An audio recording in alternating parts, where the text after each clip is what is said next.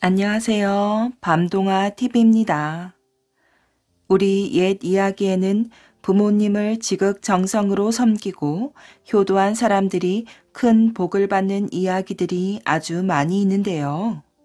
오늘 첫 번째로 들려드릴 이야기는 신라시대에 살았던 상덕이라는 젊은 효자에 관한 이야기랍니다. 효성이 지극하면 하늘도 감동한다는 말이 와닿는 이 이야기를 시작으로 1시간 동안 재미있는 옛 이야기 들으시며 편안한 휴식하시길 바랍니다. 정성을 다하여 부모님을 섬기면 신라시대에 상덕이라는 젊은 효자가 있었답니다. 그는 늙고 눈먼 어머니를 모시고 근근히 살아갔어요. 어려운 형편이지만 홀로 된 어머니에게 효성이 지극하였지요. 고기를 구할 수 없으면 제 넓적다리의 살을 베어 먹일 정도였어요. 어허, 그런 효자가 있단 말인가.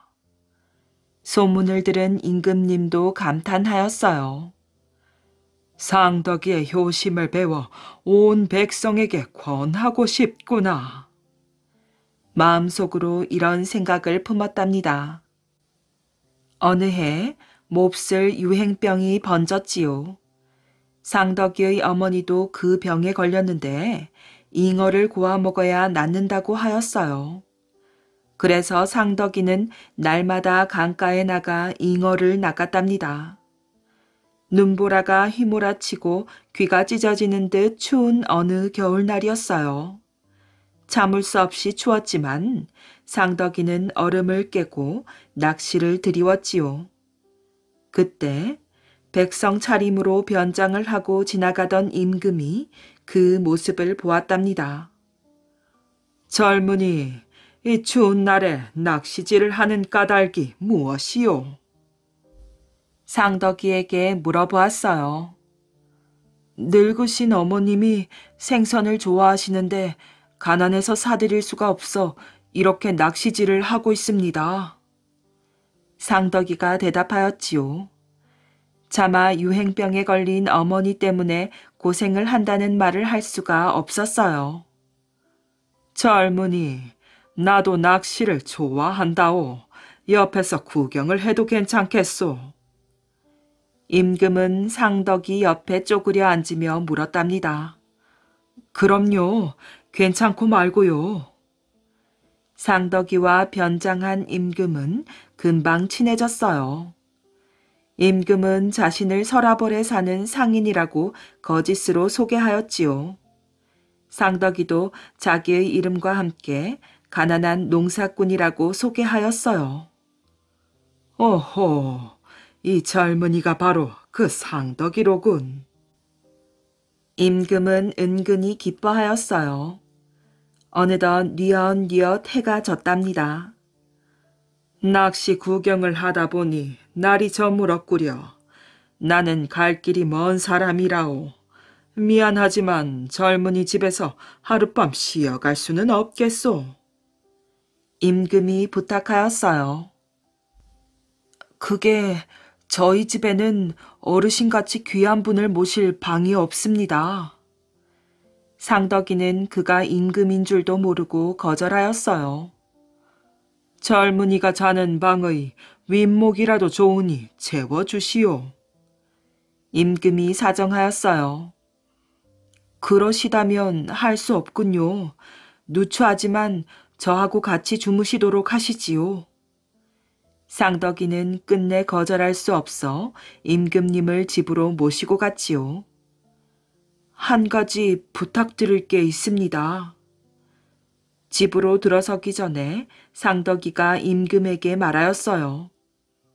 부탁이라니 무슨 부탁이요? 실은 저의 어머니께서 몹쓸 유행병을 앓고 계십니다. 무슨 얘긴지 알겠소. 나는 이미 앓고 난 사람이요. 나에게 병이 옮을 리 없으니 안심하시오. 임금은 일부러 거짓말을 하였어요. 집에 도착하자 어머니의 방으로 들어간 상덕이는 우선 어머니의 몸부터 살펴보았어요. 그러더니 어머니의 몸에 난 종기에 입을 대고 빨기 시작하였어요. 입에 고인 고름을 밖에 나가 뱉고 들어와 또 빨았답니다. 그러기를 몇 차례, 이번에는 잡아온 잉어로 손수 반찬을 만들었어요. 어머니, 저녁 진지 드세요. 산 송장이나 다름없는 어머니의 숟가락 위에 살점만 발라서 얹어드렸지요. 어머니, 이것은 잉어를 고아서 만든 보약입니다. 한 방울도 남기지 말고 다 드셔야 합니다. 눈먼 어머니에게 그 보약을 먹여드렸어요. 어머니가 진지를 다 드시자 그때서야 상덕이는 음식을 먹기 시작하였지요. 앙상하게 남은 물고기 뼈를 반찬 삼아 맛있게 먹는 것이었어요. 소문대로 정말 훌륭한 효자로구나. 임금은 크게 감동하였답니다. 상덕이한테 효도하는 마음을 배웠어. 대궐로 돌아오면서도 상덕이의 효심에 감탄하였지요. 대궐로 돌아온 임금은 신하를 시켜 상덕이를 데려오도록 하였어요. 젊은이는 고개를 들라. 임금이 상덕이에게 명령하였지요. 아니, 당신은...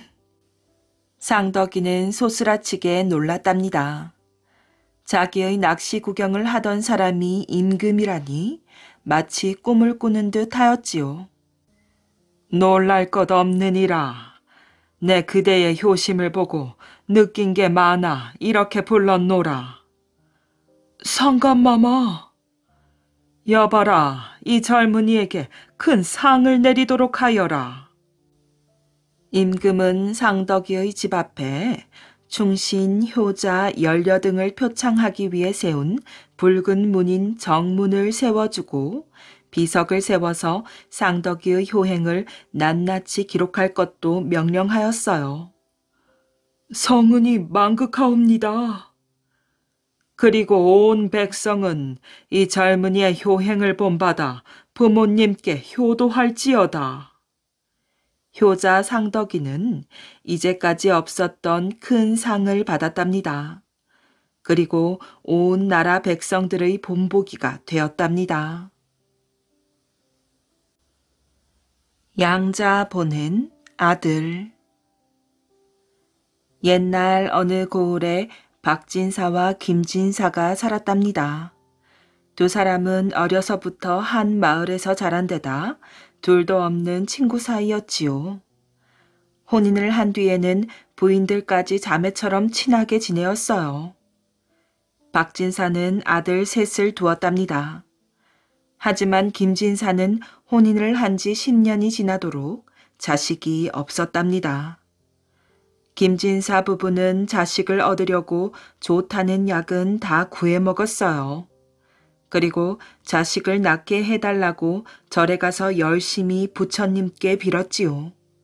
하지만 아무 소용이 없었답니다. 김진사 부부가 자식을 못 낳아 근심이 가득하자 박진사는 몹시 가슴이 아팠어요. 그래서 어느 날 부인에게 이렇게 말하였지요. 우리가 김진사네를 위해 아들을 낳아줍시다. 우리에게는 아들이 셋이나 있으니 하나 더 낳아 김진사에게 주는 것이요. 예, 그렇게 해요. 우리는 형제보다 가까운 사이니 아들 하나 양자를 보낸다 해서 아까울 게 없지요. 부인이 승낙하자 박진사는 김진사에게 자신의 뜻을 전하였어요.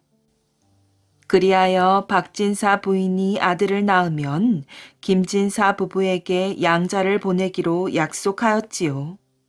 하지만 이 일은 비밀에 붙이기로 하였답니다. 다른 사람들이 알면 곤란하다고 생각해서였지요. 드디어 박진사 부인이 아기를 갖자 아프다는 핑계를 대어 외출을 하지 않았어요. 그 대신 마을에는 김진사 부인이 아기를 뱄다는 소문을 내었답니다. 박진사 부인이 아들을 낳자 박진사는 약속대로 그 아기를 김진사 부부에게 주었답니다. 아기를 받은 김진사 부부는 뛸 듯이 기뻐하였어요. 아기가 참으로 잘생겼네. 오똑한 코와 부리부리한 눈 좀 보게. 꾹 담은 입 좀 보세요. 야무져 보여요. 장래 큰 인물이 되겠어요. 김진사 부부는 아기를 안고 흐뭇하게 웃었답니다. 두 사람은 아들을 정성스레 키웠어요. 아들은 씩씩하게 잘 자랐고 영특하여 하나를 가르쳐주면 열을 알았지요. 김진사의 아들은 어린 나이에 박진사의 세 아들과 함께 과거 시험을 보았답니다. 그런데 놀랍게도 박진사의 세 아들은 떨어지고 김진사의 아들이 장원 급제를 하였지요. 박진사는 속이 상하였어요. 어떻게 나이든 새 녀석은 떨어졌는데 어린 녀석이 장원 급제를 해? 저 녀석은 내 아들이야. 다시 찾아와야겠어. 박진사는 이렇게 마음을 정하고 어느 날 김진사를 찾아갔어요. 이런 말을 한다고 너무 서운하게 생각하지는 말게. 여보게, 내 아들을 돌려주게나. 김진사는 펄쩍 뛰었답니다. 아니, 무슨 말이야. 그 아이는 내 아들이야. 자네가 낳았지만 우리 부부에게 양자를 보내지 않았는가? 우리는 지난 10여 년 동안 그 아이를 금이야 오기야 정성을 다해 키워왔네. 그것을 왜 모르겠는가? 자네에게 맡기긴 했지만 부자간의 핏줄은 끊을 수가 없다네. 어서 내 아들을 돌려주게나. 박진사가 돌아가자 김진사는 고민에 휩싸였어요. 내 아들을 넘겨달라니. 안 돼. 내가 지금까지 누구 때문에 살아왔는데. 하지만 내가 낳은 자식이 아니니 친부모가 원하면 돌려주어야 하는 게 아닐까. 아니야. 절대 그럴 수는 없어. 김진사는 이 일 때문에 입맛도 잃고 잠도 자지 못하였지요. 결국 몸져 눕고 말았답니다. 김진사의 아들은 아버지를 밤새도록 간호하였어요. 김진사는 자기를 간호하는 아들을 보니 더욱 가슴이 아팠답니다.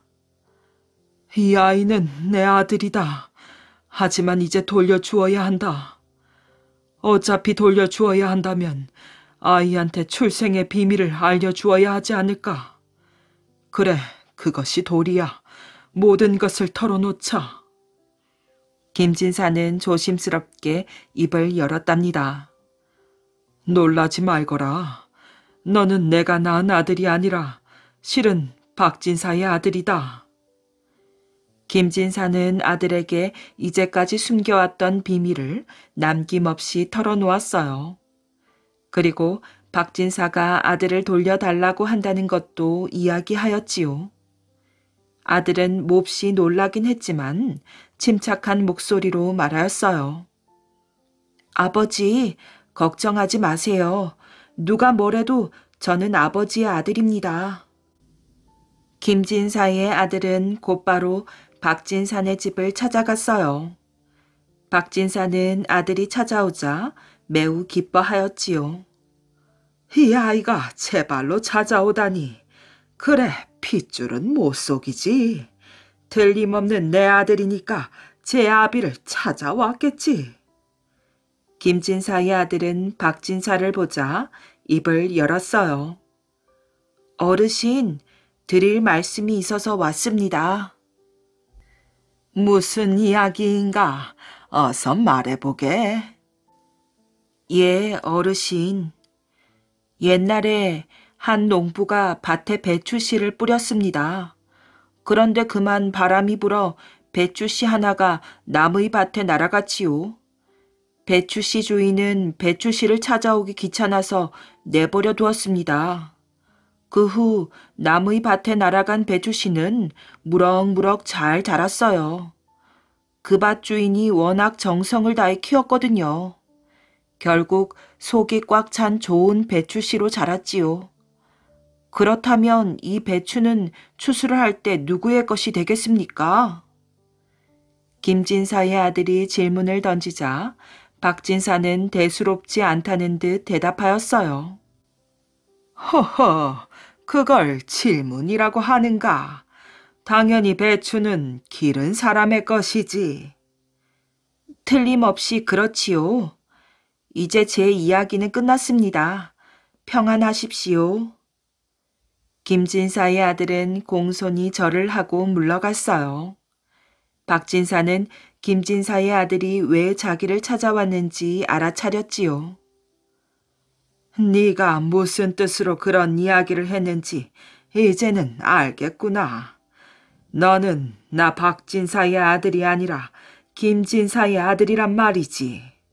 그래, 네 말이 옳구나. 역시 김진사가 아들을 훌륭하게 키웠어. 저 아이는 김진사의 아들이지. 박진사는 김진사의 아들을 데려오지 않기로 마음먹었어요. 그 대신 자기 아들들을 다독여 훌륭하게 키우기로 하였답니다. 나그네에게 고구마를 대접한 어머니. 옛날 일본의 어느 마을에 늙은 어머니가 아들과 단 둘이 살고 있었어요. 아들은 덩치가 크고 힘이 셌지요. 그런데도 일은 하지 않고 빈둥거리며 지냈답니다. 온종일 낮잠을 자거나 술을 마시는 것이 고작이었어요. 마을 사람들은 아들만 보면 게으름뱅이라고 손가락질을 하였지요. 젊은 사람이 하는 일 없이 빈둥거렸기 때문이었어요. 아들은 마을 사람들이 자기만 보면 수군거리는 것이 싫었답니다. 그래서 마을을 떠나 다른 곳에 가서 살기로 하였지요. 어머니, 이 마을은 제가 살기에 너무 좁습니다. 넓은 세상에 가서 열심히 일하여 돈을 많이 벌어올게요.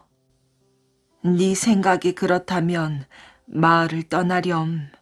그 대신 1년 뒤에는 꼭 집에 돌아와야 한다. 어머니는 남의 돈을 빌려 아들에게 여비를 주었답니다. 그리고는 아들을 떠나보내었지요. 어머니는 아들이 떠난 날부터 신에게 간절히 빌었어요. 어느 곳에 가든지 몸성이 잘 지내게 해주세요. 어머니는 단 하루도 기도를 거르지 않았답니다. 아들은 3년이 지나도 집에 돌아오지 않았어요. 어느 곳에 있는지 편지 한 통 보내지 않았답니다. 마을 사람들은 어머니를 위로하였어요. 걱정하지 마세요. 어디에 살든지 건강하게 잘 지내겠지요. 무소식이 희소식이라는 말도 있잖아요. 마을 사람들은 가난한 어머니에게 양식도 가져다 주고 채소도 가져다 주었어요. 어머니는 마음씨 착한 마을 사람들 덕분에 끼니를 거르지 않았답니다. 섣달 금음날 어머니는 냇가에서 고구마를 씻고 있었어요. 그때 낯선 사람이 산에서 내려와 말을 걸었답니다. 저는 다른 고을에서 온 나그네입니다. 이곳 산에서 새해를 맞이하러 왔는데 도둑을 만나 가진 돈을 모두 털렸습니다. 온종일 아무것도 먹지 못했는데 먹을 것을 좀 주시겠어요? 아이고, 형편이 딱하시군요. 저를 따라오세요. 집에 가서 먹을 것을 드리겠습니다. 어머니는 나그네를 집에 데려왔어요. 그리고 저녁에 먹으려고 미리 삶아두었던 고구마를 내놓았지요. 이거라도 드십시오. 저의 집에는 쌀이 없어 고구마를 밥 대신 먹는답니다. 고맙습니다. 나그네는 고구마를 순식간에 먹어치웠어요. 몹시 시장하셨나 봅니다.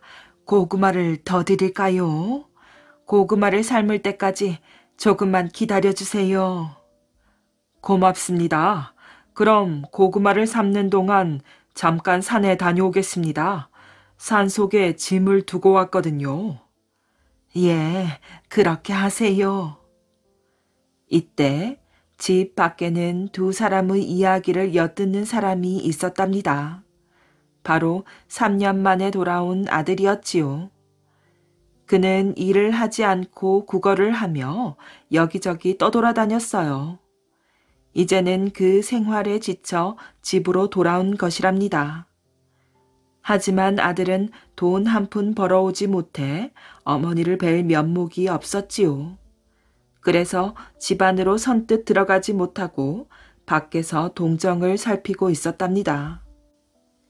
나그네가 집에서 나오려고 하자 아들은 재빨리 꽃밭 속으로 몸을 감추었어요.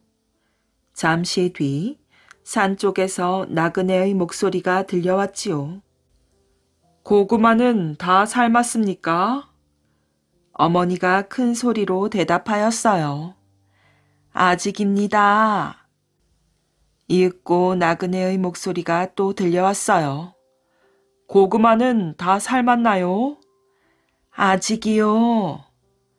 나그네는 잠시 사이를 두었다가 산 위에서 큰 소리로 물어왔어요. 그러면 어머니는 어김없이 큰 소리로 대답하였지요. 나그네는 점점 깊은 산속으로 들어가는지 목소리가 점점 멀어졌어요. 그럴수록 어머니의 목소리는 점점 더 커졌답니다. 얼마의 시간이 흘렀을까? 어머니가 산 위를 향해 큰 소리로 외쳤지요. 고구마를 다 삶았어요. 어서 내려오세요. 그러자 산 위에서 나그네의 목소리가 들려왔어요. 알았습니다. 문을 활짝 열고 기다리세요. 어머니는 나그네가 시키는 대로 문을 활짝 열었답니다. 바로 그 순간 갑자기 회오리 바람이 불어오더니 꽃밭에 숨은 아들의 몸이 공중으로 날아올랐어요. 그리고는 문을 열고 나선 어머니의 발 앞에 쿵 떨어졌지요. 아니, 너는... 어머니는 아들의 얼굴을 알아보고 깜짝 놀랐어요. 그런데 더욱 놀라운 것은 아들의 뒤에 황금과 쌀가마와 비단이 산더미처럼 쌓여있는 것이었지요. 회오리 바람과 함께 날아온 모양이에요. 이게 도대체 어떻게 된 일이냐? 저도 영문을 모르겠어요. 어머니는 나그네가 떠난 산 쪽을 올려다보았지요. 아무래도 그 나그네가 신령님이었나 보구나. 고구마를 대접받았다고 이런 귀한 선물을 주시다니. 금방 산에서 내려오겠다는 나그네는 끝내 돌아오지 않았답니다. 그 뒤 아들은 게으름뱅이에서 벗어나 열심히 일하였지요. 그리고 어머니를 극진히 모시며 마을 사람들과 사이좋게 지내었답니다. 열면 안 되는 요술 괴짝. 어느 시골에 큰 부자가 살았답니다. 부자는 지독한 구두쇠였지만 그의 아들인 천석이는 어려운 사람 도와주는 것을 퍽 좋아하였지요. 매일 달구지에 옷과 쌀을 싣고 다니면서 어려운 사람에게 나누어 주었어요. 전국을 다 돌아다니면서 어려운 사람을 도와주니 아무리 부잣집이라고 해도 견뎌낼 재간이 없었지요. 부잣집은 몇 년 만에 망하고 말았답니다. 좋은 집은 없어지고 다 쓰러져가는 초가집으로 이사를 하게 되었어요. 집이 망한 뒤에도 천석이는 집에 있는 숟가락까지 들고 나가 어려운 사람에게 주었어요. 어느 날 천석이가 함경도 산골짜기를 지나고 있었지요. 이제 가진 것이라고는 여자 옷 한 벌밖에 없었답니다. 그때 마침 한 처녀가 우물가에서 물을 깃고 있었는데 입고 있는 옷이 너무 초라하였어요. 천석이는 망설이지 않고 처녀에게 옷을 주었답니다. 처녀는 고맙다며 몇 번이나 인사를 하였어요. 날도 저물었으니 저희 집에 가셔서 하룻밤 쉬었다가 가세요. 처녀의 말에 천석이는 좋다고 하였어요. 처녀를 따라 처녀의 집으로 갔더니 늙은 부모가 반갑게 맞았답니다. 우리 딸에게 좋은 옷을 주었다니 고맙소. 편히 쉬었다 가시구려. 처녀의 어머니는 천석이가 생전 구경도 못 해본 진수성찬을 차려주었어요. 이렇게 대접을 해주시니 너무 고맙습니다. 천석이는 저녁을 잘 먹고 잠을 잤지요. 다음날 아침을 먹고 천석이가 떠나려 하자 처녀의 아버지가 불렀답니다. 우리 딸을 위해 옷을 주었으니 나도 젊은이에게 선물을 해야겠소. 우리 집을 둘러보고 마음에 드는 것이 있으면 무엇이든 한 가지만 가져가시오. 처녀의 아버지는 천석이를 데리고 집안 곳곳을 구경시켜 주었어요. 처음에 볼 때는 그냥 초가집이었는데 자세히 보니 그 집은 온갖 보물이 가득 차 있는 집이었답니다. 뒷뜰에는 수십 마리의 사슴이 뛰어놀고 있었고 돌담인 줄 알았던 담은 모두 금덩어리였어요. 게다가 담 밑에는 100년도 더 묵은 산삼밭이 있었답니다. 젊은이가 사슴을 가지고 싶다면 이 사슴을 전부 줄 것이요. 산삼을 가지고 싶다면 산삼을 다 가져가도 좋소이다. 금덩어리를 가지고 싶다면 가져갈 수 있는 만큼 마음대로 가져가시오. 처녀의 아버지는 말하였어요. 천석이는 무엇을 가져야 할지 망설이며 둘러보았지요. 그때 처녀가 천석이의 옆구리를 쿡 찌르며 귓속말을 하였답니다. 우리 집에는 낡은 괴짝이 하나 있답니다. 그게 가장 귀한 보물이니 그걸 달라고 하세요. 천석이는 처녀의 말을 듣고 말하였어요. 낡은 괴짝을 주십시오. 무엇 때문인지 처녀의 아버지는 난처한 표정을 지었어요.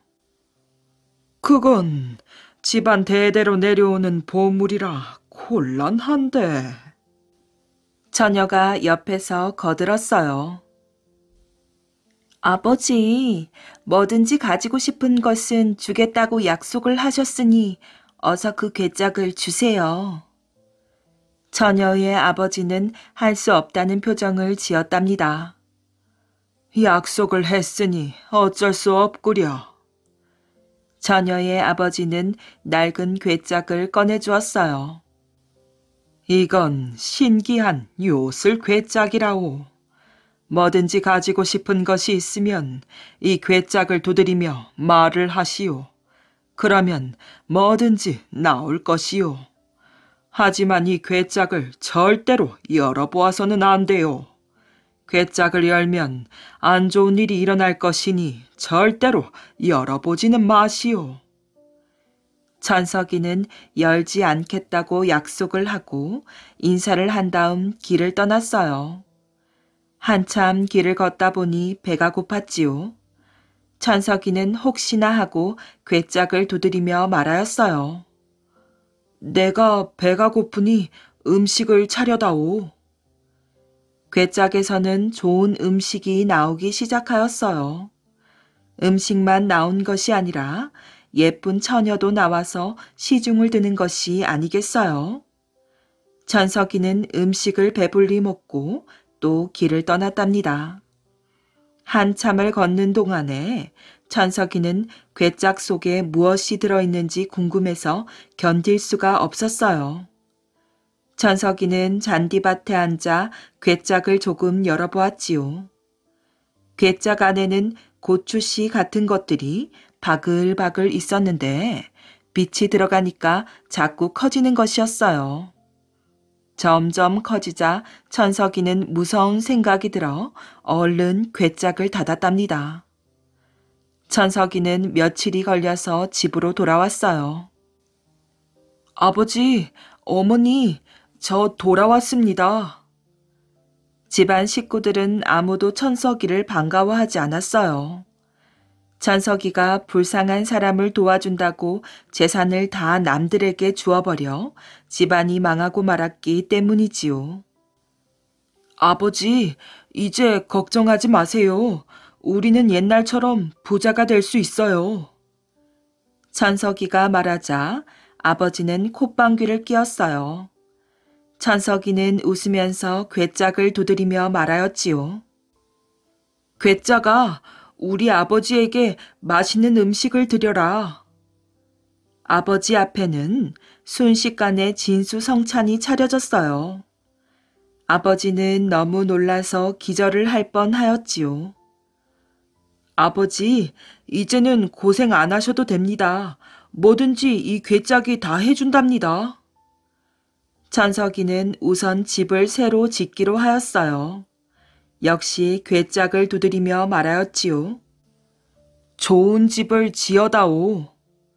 그러자 괴짝에서는 집 지을 나무며 기와 같은 것들이 쏟아져 나오더니 목수들도 수십 명이 나왔답니다. 집은 순식간에 지어졌는데 먼저 살던 집보다 훨씬 좋았답니다. 천석이는 옛날보다 훨씬 부자가 되었어요. 이렇게 행복하게 살고 있는데 어느 날 욕심쟁이 원님이 천석이를 찾아왔지요. 원님께서 웬일이십니까? 천석이는 원님께 예의를 갖춰 절을 한 다음 물었지요. 에헴, 자네에게 신기한 괴짝이 있다기에 구경을 하러 왔네. 원님의 말에 천석이는 괴짝을 꺼내 앞에 놓았답니다. 자, 우선 원님을 대접할 음식을 장만해 보겠습니다. 천석이는 괴짝을 두드리며 말하였어요. 원님이 잡수실 좋은 음식을 준비해라. 괴짝에서는 임금님이나 잡수실 진귀한 음식들이 쏟아져 나왔고 이어 시중을 드는 사람들이 나와 음식 시중을 들었답니다. 그 참 신기하도다. 이 괴짝을 내게 팔지 않겠느냐? 천석이는 고개를 저었어요. 이 괴짝은 팔 수가 없습니다. 원님은 이천석지기 땅 문서를 내놓았어요. 백석만 해도 떵떵거리는 부자인데 이천석이라면 엄청난 재산이지요. 자, 이게 내 전 재산일세. 부디 그 괴짝을 내게 팔게나. 원님이 자꾸 조르자 천석이는 난처한 입장이 되었답니다. 만약 계속 팔지 않겠다고 버티다가 원님에게 미움을 사게 되면 더 나쁜 일이 생길 수도 있는 일이거든요. 천석이는 하는 수 없이 괴짝을 원님에게 팔고 말았어요. 이천석지기 논도 적은 재산이 아니었지요. 천석이네는 더욱 떵떵거리는 부자로 살 수가 있었어요. 어느 날이었어요. 그날은 마침 원님의 생일날이었답니다. 워낙 사치와 거칠애를 좋아하는 원님인지라 생일 잔치를 하는데 1000명이나 되는 사람을 초대하였어요. 물론 잔치 준비는 괴짝이 다 알아서 해주었답니다.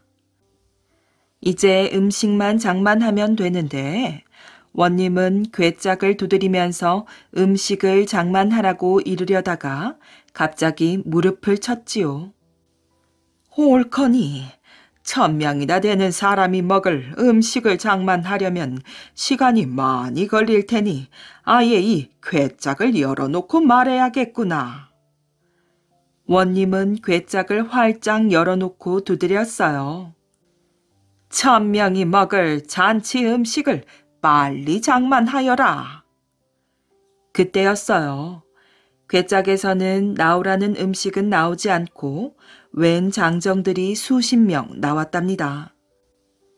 장정들은 칼이며 몽둥이, 도끼 같은 것을 가지고 나오더니 원님은 물론 생일 잔치에 초대되어 온 사람들을 다 죽이고야 말았답니다. 그뿐이 아니었어요. 원님이 살던 집도 모조리 부셔버렸지요. 천석이는 집에 있다가 관가에 난리가 났다는 소문을 듣고 부지런히 관가로 갔답니다. 그랬더니 이게 웬일이에요. 사람이며 집이며 남은 것은 하나도 없고 괴짝만 덩그마니 놓여있는 것이 아니겠어요. 천석이는 놀라서 괴짝을 두드리며 소리치듯 말하였지요. 죽은 사람들을 어서 살려내거라. 괴짝 안에서는 의원들이 나오더니 죽은 사람들에게 약을 한 알씩 먹이고 다시 괴짝으로 들어갔어요. 얼마 뒤 죽었던 사람들이 자다가 일어난 것처럼 기지개를 켜며 일어났답니다. 원님의 생일에 초대되어 온 사람들은 영문을 몰랐지만 원님만은 괴짝에서 사람들이 쏟아져 나와 손님들을 죽인 것을 알고 있었어요.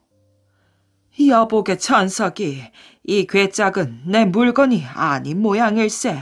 자네가 도로 가져가게나. 원님은 괴짝을 번쩍 안아던지듯 천석이에게 주었답니다. 이 괴짝은 원님께서 제게 산 것이니 원님께서 가지셔야지요. 천석이의 말에 원님은 도리질을 하였어요. 아닐세, 그 괴짝은 내 것이 아니야. 어서 가지고 가게나. 원님은 괴짝이 무서운지 몸을 부르르 떨기까지 하였답니다. 천석이는 하는 수 없이 괴짝을 안고 집으로 돌아왔지요. 천석이는 원님이 왜 괴짝을 무서워하게 되었는지 궁금해서 견딜 수가 없었어요. 괴짝아, 원님의 잔칫날 왜 그런 일이 일어났느냐? 괴짝에서 예쁜 여자가 나오더니 설명해 주는 것이었어요. 그건 원님이 욕심을 부렸기 때문입니다. 이 괴짝은 열어보면 안 되는데 원님이 괴짝을 열고 음식을 장만하라고 해서 그런 일이 일어났던 것이지요. 천석이는 그제서야 원님에게 괴짝을 절대로 열지 말라는 얘기를 하지 않았다는 것을 알게 되었어요. 어쨌든 이 괴짝은 원님이 내게 산 것이니 자초지정을 얘기하고 돌려주어야겠어. 천석이는 괴짝을 들고 다시 원님을 찾아갔어요. 원님, 이 요술 괴짝은 원님 것이니? 원님은 천석이의 말이 끝나기도 전에 손을 저으며 가까이 오지 말라는 신용을 하였어요. 나는 그 괴짝이 꼴도 보기 싫으니 어서 가지고 가게나. 내가 자네에게 준 이 천석지기 논도 필요 없으니 다 자네 가지게. 그리고 다시는 나를 찾아오지 말게나. 천석이는 괴짝을 열지만 않으면 아무 일도 일어나지 않는다는 말을 해주려고 했지만 말을 꺼낼 기회도 얻지 못하고 쫓겨나듯 집으로 돌아왔어요. 천석이는 요술 괴짝도 되찾고 이천석지기 논도 생기게 되어 다시 어려운 사람을 도와주며 살게 되었답니다. 아무리 옷이 날개라지만. 옛날 어느 고을에 새 사또가 부임해 왔답니다. 새 사또는 이 고을 사정을 전혀 모르고 있었지요. 그래서 사또는 무엇보다 먼저 이 고을의 민심을 알아봐야 되겠다고 생각하였어요. 백성들이 어떠한 마음을 가지고 있는가를 먼저 살펴보아야 고을을 잘 다스릴 수가 있기 때문이었지요. 그러던 어느 날이었어요. 사또는 입고 있던 관복을 벗고 보통 사람과 같은 수수한 옷을 입었답니다. 수수한 옷차림으로 사또가 아닌 여느 사람과 같아야만 백성들과 부담 없이 사귈 수 있고 또 백성들의 진짜 마음을 꿰뚫어 볼 수 있기 때문이었지요. 이리하여 사또는 어느 마을의 부잣집을 찾아 들어갔어요. 물론 부자는 찾아온 사람이 사또인 줄은 꿈에도 모르고 있었지요.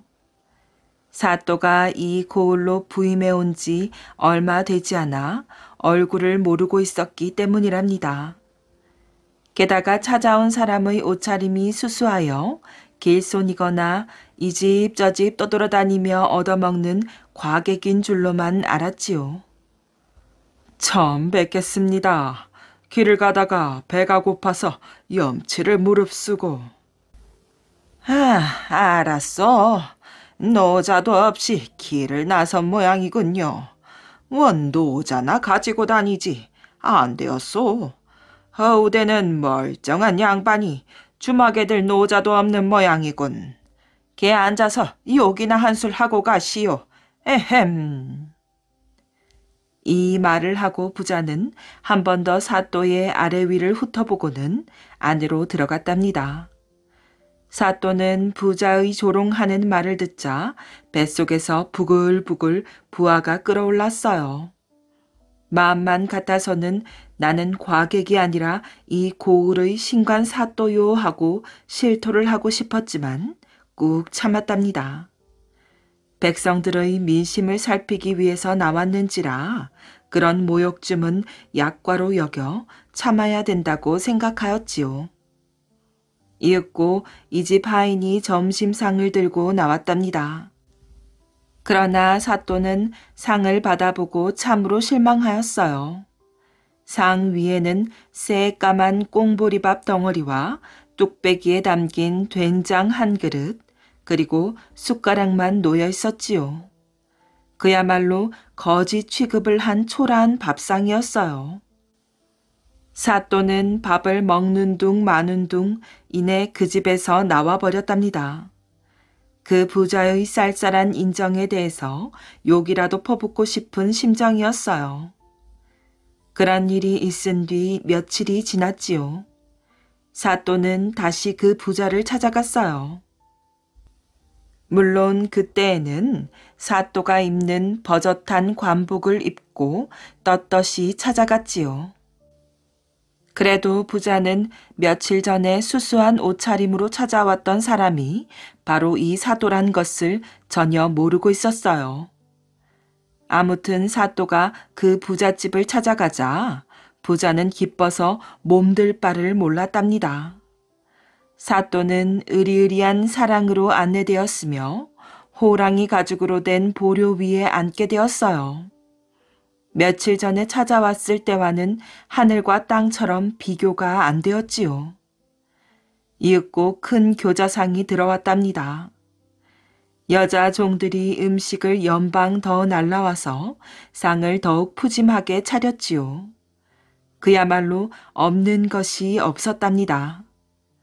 쇠갈비, 돼지갈비, 병아리 백숙, 온갖 빛깔의 떡, 식혜, 과일, 거기다가 가지가지의 바다 생선, 여러 가지 지짐이와 전, 그리고 나물들이 교자상이 비좁게 차려졌어요. 상이 들어오자 부자는 은잔을 들고 사또에게 술을 권하였지요. 사또 나으리, 이 잔을 받으십시오. 저희 집에 오신 것을 참으로 기쁘게 생각합니다. 그리고 인심 좋고 살기 좋은 우리 고을의 사또로 오신 것을 또한 진심으로 축하합니다. 사또는 부자에게서 잔을 받았답니다. 그러면서도 속으로는 못마땅하게 여기고 있었지요. 어찌 이럴 수가 있는가? 이 사람은 나를 보고 이렇게 위하는 것이 아니라 내가 입고 있는 옷을 위하는 것이나 다름이 없구나. 며칠 전에 수수한 옷차림으로 찾아온 사람도 나요. 오늘 사또 옷을 차려입고 찾아온 사람도 날지인데 며칠 전과 다른 것은 내 옷차림뿐이 아닌가. 이 부자의 사람 대하는 법은 그 사람이 입고 있는 옷에 따라 다르단 말이야. 내 이 사람의 못된 버릇을 고쳐주어야겠구나. 사또는 마음속으로 이렇게 생각하였어요. 그러고는 부자가 주는 은잔을 받아 그 술을 자기가 입고 있는 옷에다가 부었답니다. 뿐만 아니라 안주를 집어 또한 자기 옷 소매 속에다가 집어넣었지요. 그러자 부자는 눈을 휘둥그렇게 뜨고 사또에게 묻는 것이었어요. 아이고 사또, 무슨 일이옵니까? 왜 술을 옷에다가 붓고 안주들을 소매 속에다가 집어넣으시는지요? 이 말을 듣자 사또는 부자를 타이를 좋은 기회라고 생각하였어요. 그럴 만한 까닭이 있어서입니다. 까닭이요? 그렇지요. 내가 먹지 않고 옷에다가 붓고 옷 소매 속에 넣는 데에는 까닭이 있답니다. 예, 어디 그 까닭이 무엇인가를 알고 싶습니다. 나으리 소인에게 그 까닭을 좀 가르쳐 주실 수는 없을는지요? 부자는 몸이 달아 대답을 채근하였어요. 그러지요. 내 대답하리다. 이것은 당신의 뜻대로 했을 뿐이요. 소인의 뜻대로라니요? 나으리 도무지 무슨 말씀이신지 소인 짐작이 가지 않습니다요. 당신은 나를 위해 잔을 권하고 음식을 대접하는 것이 아니라 내가 입고 있는 이 사또의 관복을 보고 잔을 권하고 대접을 한단 말이요. 아이고, 아니옵니다. 그건 무슨 말씀을 그렇게 섭섭하게 하시는지요. 나으리, 그건 천부당 만부당한 말씀입니다. 소인이 받들어 매시는 것은 어디까지나 나으리 이건을 어찌 그 옷이라 하옵니까? 이거야 원 정말 모를 일이옵니다. 부자는 얼굴이 새파래지며 그렇지 않다고 변명을 하였어요. 사또는 이야기가 여기까지 오자 이제 사실대로 며칠 전의 일을 털어놓아야 되겠다고 생각하였지요. 요 며칠 전에 당신을 찾아온 과객이나 거지 같은 사람이 있었지요. 예? 가만히 있자. 과객이 아니라 그 옷차림이 꼭 거지와 같았습니다요. 그래서 내가 밥 한 술을 주었지요. 분명히 밥 한 술이었지요. 예, 그렇습니다. 거지들이야 꽁보리밥에 된장이 제격 아니옵니까? 요 며칠 전에 찾아왔던 그 사람이 바로 나였소. 예? 그럴 리가 있겠습니까? 분명히 그 사람은 거지였습니다. 부자는 시퍼렇게 잡아떼었어요. 아니요. 내가 이 고을에 부임한 바로 며칠 뒤였소이다.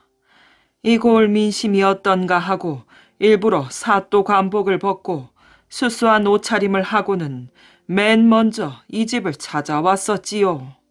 그런데 그때 당신은 내 옷차림을 보더니 깔보고 푸대접을 하였소. 이 말을 듣자 부자는 고개를 들고 한참 동안이나 사또의 얼굴을 빤히 뜯어보았어요. 며칠 전에 거짓골로 찾아왔던 그 얼굴과 지금의 사또 얼굴을 비교하여 보고 있는 것이었지요. 그러더니 부자는 다시 무릎을 꿇고 사또 앞에 엎드렸답니다. 나으리, 소인이 죽을 죄를 지었습니다. 이 어리석은 놈을 굽어 살피시와 너그러이 용서해 주시기를 빕니다. 세상에 어찌 그럴 수가 있소. 며칠 전에는 그렇게도 푸대접하던 분이 오늘은 이렇게도 융숭하게 대접하는 걸 보니 이 모두가 입고 있는 옷을 보고 사람 차별을 하는 것이 분명하오. 내가 지금 옷에 술을 붓고 옷 소매 속에다가 음식을 넣은 것도 당신이 나를 위한다기보다는 내 옷을 위하기에 나도 그렇게 해본 것이오. 아무리 의복이 날개라지만 그 의복보다도 그 의복 밑에 띄고 있는 마음을 볼 줄 알아야지요. 앞으로는 절대로 겉에 걸친 의복으로 그 사람을 보지 말기를 바라오. 내 말을 알아듣겠소이까? 사또 나으리, 고맙습니다. 정말 고맙습니다. 영명하신 우리 사또님 분부대로 명심하겠습니다. 이리하여 이 부자는 그 뒤 정말 딴 사람이 되었답니다. 사람을 보되 그 겉만 보지 않았음은 물론이요, 인심도 후한 착한 사람이 되었답니다. 달 속의 토끼. 옛날에 토끼와 수달과 자칼과 원숭이는 친구로 지내었어요. 어느 날 네 친구가 모여 앉아 달 구경을 하였답니다. 하늘에는 쟁반같이 둥글고 수천 개의 촛불을 켜놓은 것처럼 환한 보름달이 떠 있었지요. 수달이 한숨을 쉬었어요. 참 아름답구나. 자칼도 맞장구 쳤답니다. 보름달일 때는 더 아름다워. 토끼가 말하였어요. 사람들은 보름달이 뜨고 난 다음 날을 신성한 날로 여긴대. 그날은 아무것도 먹지 않고 배고픈 사람들에게 먹을 것을 나눠준다지. 우리도 그렇게 하면 어떨까? 수달이 말하였어요. 나보다도 불행한 사람에게 먹을 것을 나눠줄 수만 있다면 기꺼이 저녁을 굶을 거야. 자칼도 고개를 끄덕였어요. 내일 평소처럼 먹을 것을 구하러 다니되 해질 때까지 아무것도 먹지 말자. 원숭이도 덧붙여 말하였어요. 그래서 거지를 만나면 먹을 것을 주는 거야. 이튿날 네 친구는 각자 먹을 것을 찾으러 갔지요. 수달은 정글을 가로질러 흐르는 강에서 물고기를 잡았어요. 물고기 3마리를 잡아서 한 마리씩 강둑으로 끌고 올라왔지요. 수달은 혼자 중얼거렸어요. 오늘 밤을 위해 남겨둬야지. 만일 배고픈 거지를 만나면 줘야 하니까. 원숭이는 망고를 찾으러 갔어요. 원숭이는 잘 익은 망고가 주렁주렁 열린 나무를 발견하고 망고를 한알음 땄답니다. 원숭이는 중얼거렸어요. 오늘 밤을 위해 남겨둬야지. 만일 배고픈 거지를 만나면 줘야 하니까. 자칼은 원래 쓰레기를 뒤지는 동물이지요. 그래서 온종일 쓰레기 더미를 뒤지고 다니다가 마침내 고기 덩어리를 찾아내었어요. 자칼이 중얼거렸지요. 이렇게 좋은 걸 왜 버리지? 이건 오늘 밤을 위해 남겨둬야겠다. 배고픈 거지를 만나면 줄 거니까. 다른 친구들처럼 토끼도 먹을 것을 찾아다녔어요. 토끼는 맛있는 풀을 뜯으려다가 그 자리에 털썩 주저앉았어요. 아이쿠, 이 생각을 못했네. 난 풀이 제일 맛이 있지만 사람들은 풀을 먹지 않잖아. 거지한테 줄 게 없구나. 그러다가 토끼는 좋은 생각이 떠올랐어요. 그래, 사람들은 풀은 안 먹지만 토끼는 먹잖아. 배고픈 거지가 지나가면 내 몸을 줘야지. 그때 하늘에서는 전지전능한 신 인드라가 파도 같은 구름 뒤에서 토끼를 지켜보고 있었어요. 물론 토끼는 그 사실을 꿈에도 몰랐지요.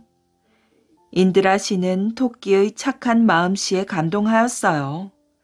그래서 이 인정 많은 짐승을 직접 만나보고 싶었답니다.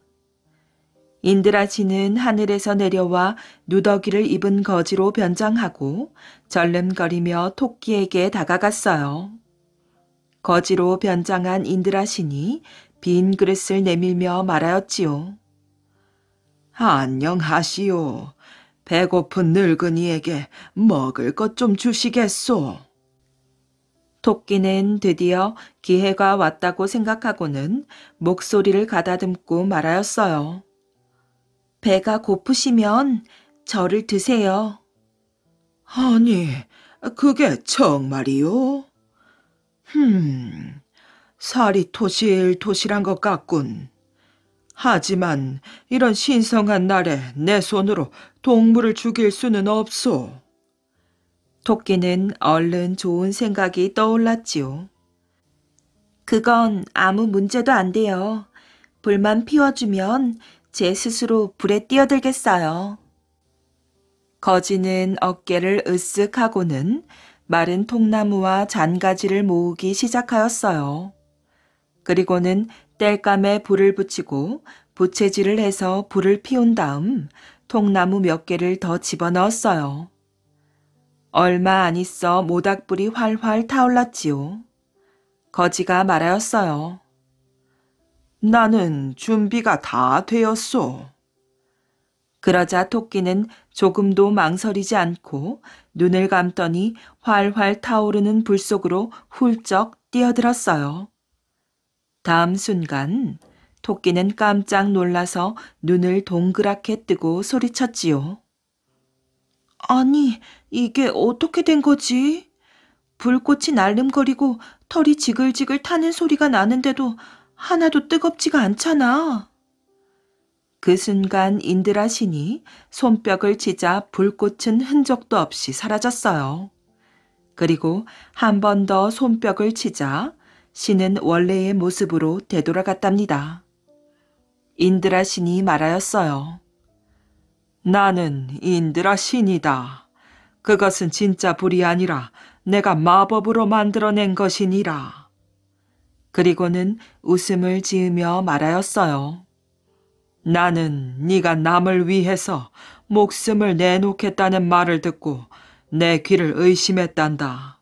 그것은 더없이 고귀한 생명이니까. 토끼는 부끄러워서 얼굴을 붉혔답니다. 인드라 신은 계속해서 말하였어요. 용감한 토끼야. 너는 마음씨만 착한 게 아니라 약속을 반드시 지킬 줄도 아는구나. 너의 용기와 착한 마음씨를 모두에게 알려야겠구나. 인드라 신은 땅에서 진흙 한 덩이를 떠내었어요. 그리고는 진흙을 납작하고 둥그렇게 빚은 뒤 뾰족한 장가지로 토끼를 그려 넣었지요. 인드라 신이 그 동그란 진흙판을 하늘에 던지자 그것은 저 높은 곳으로 멀리 사라졌어요. 인드라 신이 말하였지요. 오늘부터 보름달에는 너를 닮은 토끼가 보일 것이다. 이 세상 사람들이 달을 쳐다볼 때마다 너를 보고 너의 고귀한 마음을 되새길 것이야.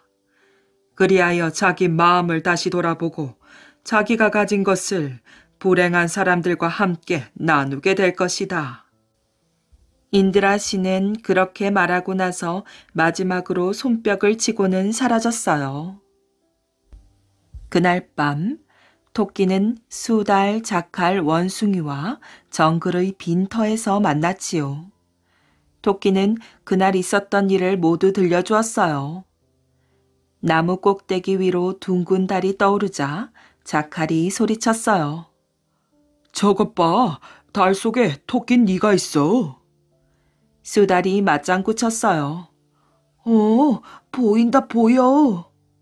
원숭이도 말하였지요. 너 정말 멋지구나. 그렇게 해서 둥근 달이 뜨면 달 속에 토끼가 보이는 것이랍니다.